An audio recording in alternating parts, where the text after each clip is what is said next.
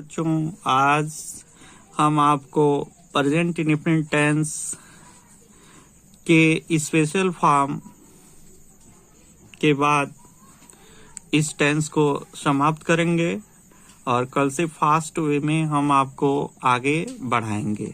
तो आज देखिए प्रेजेंट इंडेफिनिट टेंस का स्पेशल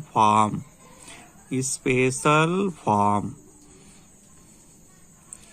जैसा कि मैं आपको पहले बताया हूँ कि अगर कोई हिंदी में वाक्य दिया गया हो जिसके अंत में ता है, ती है, ते हैं आते हैं, तो आप समझते हैं कि प्रेजेंट इंडेफिनिट टेंस है। तो सपोज मान लीजिए कि हम एक और ऐसा सेंटेंस लिखते हैं कि सीता रोने लगती है। सीता रोने लगती है। ये भी एक ऐसा वाक्य है कि इसके भी अंत में ती है आया है। तो इससे हम समझ गए कि ये भी गिवन सेंटेंस हमारा प्रेजेंट इंडेफिनिट टेंस में है। लेकिन फिर हमको इसको ध्यान से देखना है कि एक बार में कह रहा है कि सीता रोने और फिर कह रहा है कि लगती है, अर्थात ये सेंटेंस ऐसा है जिसमें दो क्रियाएं आपको दिख रही हैं, दो मुख्य क्रियाएं दिख रही हैं। तो जब ऐसा कोई सेंटेंस मिलता है जिसमें हमें दो मुख्य क्रियाएं दिखती हैं, तो हम क्या करते हैं कि एक ही क्रिया को मुख्य क्रिया के रूप में ट्रीट करते हैं और वो क्रिया वो होती है जिसके अंत में उस टेंस का पहचान लगता है। जैसे सीता रोने लगती है, तो जैसा कि प्रेजेंट इंडेफिनिट टेंस का पहचान ता है, ती है, ते हैं, तो यहाँ हम देख रहे हैं कि जो क्रिया लगना है इसमें इस टेंस का पहचान ती है लगा हुआ है। अर्थात इस क्रिया को हम अनुवाद बनाते समय मेन वर्ब यानी मुख्य क्रिया के रूप में हम ट्रीट करेंगे।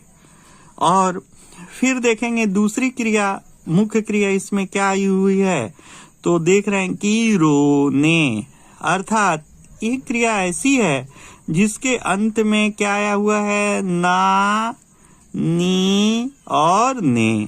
तो ऐसी क्रिया जिसके अंत में ना, नी, ने लगा हो, उस क्रिया को अनुवाद बनाते समय हम इन्फिनिटिव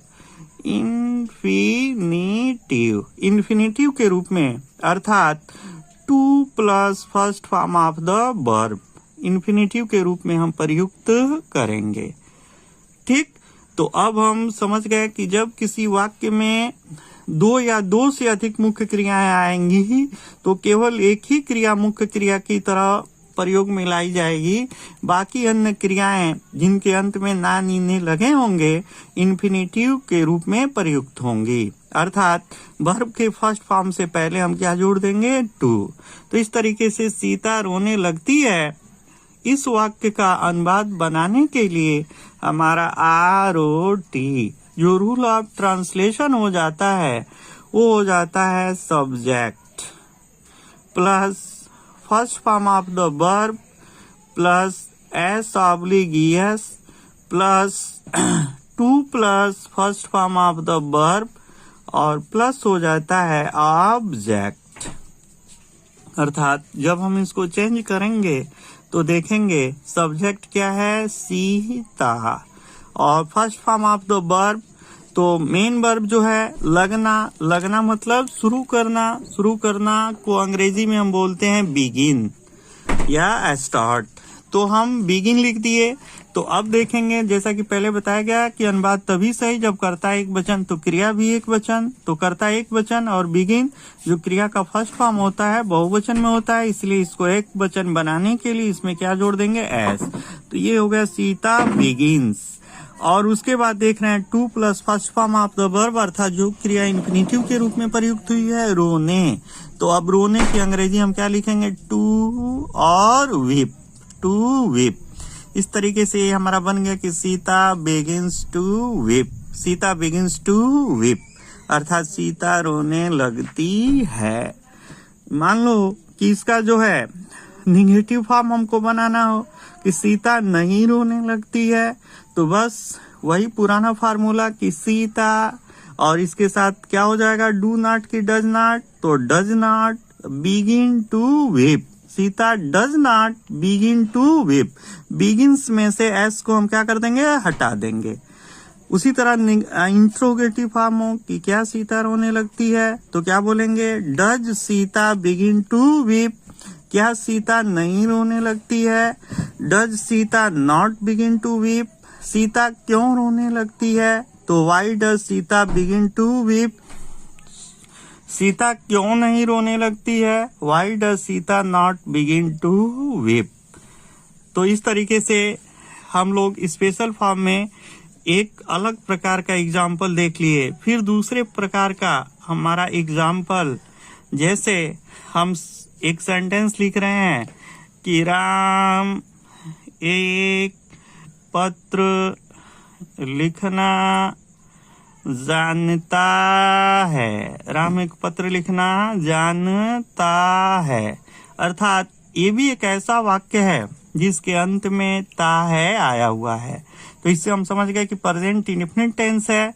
और इसमें भी हम देख रहे हैं कि राम एक पत्र लिखना और एक क्रिया आया है जानना, अर्थात इसमें भी कितनी क्रियाएं आई हुई हैं, 2। तो पहले हम देखेंगे कौन सी क्रिया मेन वर्ब के रूप में प्रयोग में लाई जाएगी, तो जिसके अंत में टेंस का पहचान, तो इसके अंत में जानना के अंत में ता है लगा हुआ है, तो ये हो गया हमारा मेन वर्ब, मेन वर्ब। और लिखना, इसके अंत में बाबू क्या लगा हुआ है, ना, नी और ने, तो ये हो गया हमारा इन्फिनिटिव, इन्फिनिटिव।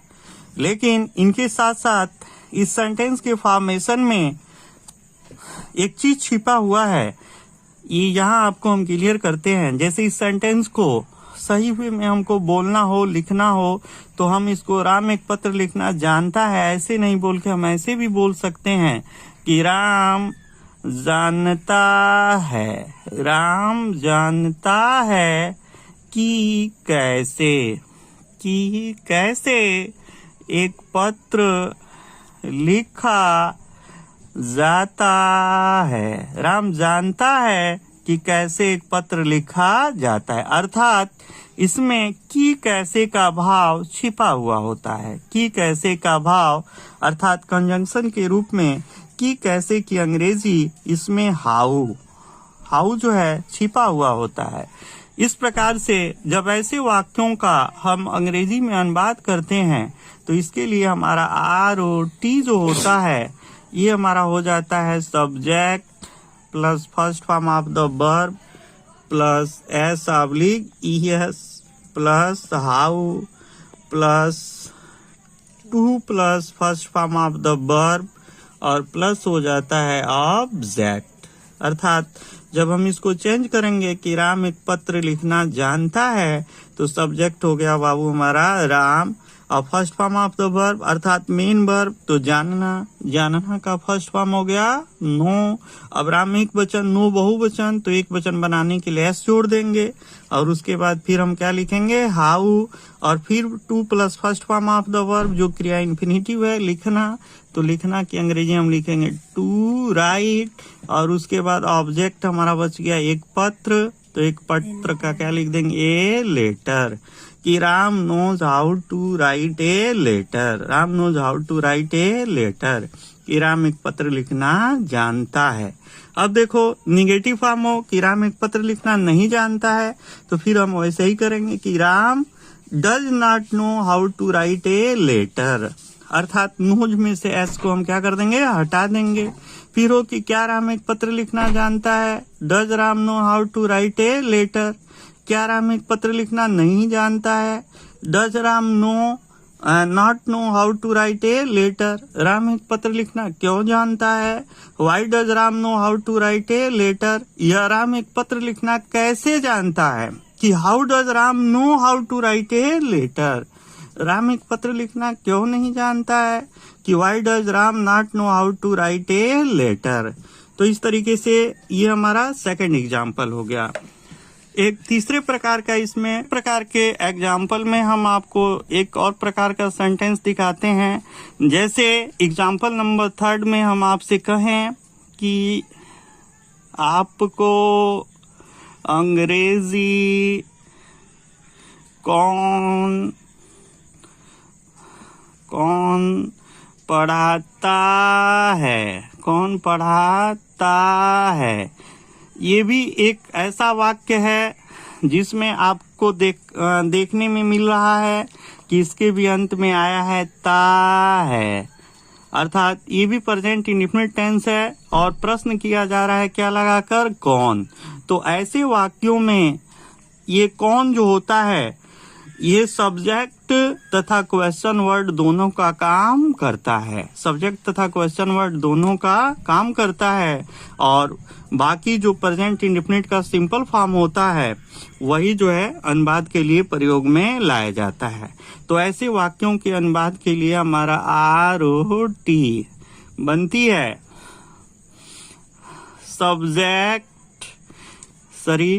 क्वेश्चन वर्ड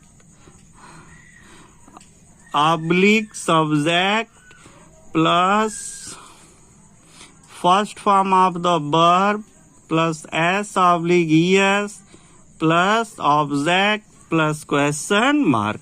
अर्थात यहाँ से हम देख लेते हैं कि subject plus first form of the verb plus S/ES plus object यानी प्रेजेंट इंडेफिनिट टेंस का ये सिंपल फॉर्म है, लेकिन अंत में क्वेश्चन मार्क किसके लिए, कौन के लिए, क्योंकि यह क्वेश्चन वर्ड का भी काम करता है और सब्जेक्ट का भी काम करता है। तो ऐसे वाक्यों का जब हम अनुवाद करेंगे तो सबसे पहले कौन की अंग्रेजी हु, क्या लिखेंगे हु, और उसके बाद first form of the verb तो मेन वर्ब पढ़ाना, पढ़ाना की अंग्रेजी होती है टीच। तो आपको देखा गया कि कौन कितने आदमी का बोध हो रहा है, एक, तो एक वचन है और टीच बहुवचन, इसको एक वचन बनाने के लिए अब हम इसमें क्या करेंगे, अंत में CH है तो क्या जोड़ देंगे ES, टीचेज। और ऑब्जेक्ट क्या है, आपको की अंग्रेजी क्या हो गई यू, अदर वर्ड्स में अब यहाँ क्या बच गया इंग्लिश, कि who teaches you English, who teaches you English. और अंत में क्या लगा देंगे क्वेश्चन मार्क, कि आपको अंग्रेजी कौन पढ़ाता है, आपको अंग्रेजी कौन पढ़ाता है। जैसे इसका नेगेटिव फॉर्म हम एग्जाम्पल आपको दे दें कि महात्मा गांधी को कौन नहीं जानता है, महात्मा गांधी को कौन नहीं जानता है। इसके भी अंत में क्या गया, ता है और नहीं आ गया तो समझ गए कि निगेटिव सेंटेंस, और कौन से आप समझ गए कि हमारा सेंटेंस जो बनेगा हु से स्टार्ट होगा। तो जब आप इसको निगेटिव फॉर्म में लेंगे तो हो गया हु, और निगेटिव है तो एक आदमी का कौन नहीं जानता, तो इसके लिए जो है डू नॉट और डज नॉट में से क्या हो जाएगी, डज नॉट। क्रिया का फर्स्ट फॉर्म क्या हो जाएगा, know, who does not know, और ऑब्जेक्ट में हमारे हो गए Mahatma Gandhi, Mahatma Gandhi question mark, who does not know Mahatma Gandhi. तो प्यारे बच्चों ये रहा हमारा प्रेजेंट इंडेफिनिट टेंस का स्पेशल फॉर्म, और इसी के साथ हम प्रेजेंट इंडेफिनिट टेंस को समाप्त करते हैं।